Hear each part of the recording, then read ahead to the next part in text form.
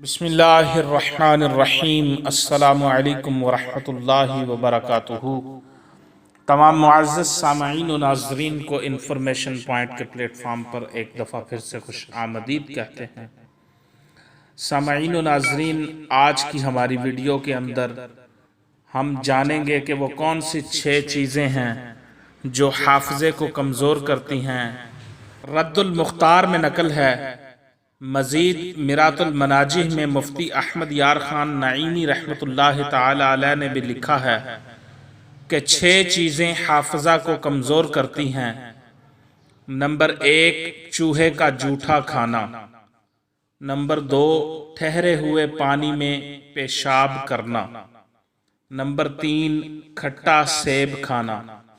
Number 4, जूं पकड़कर जिंदा छोड़ देना।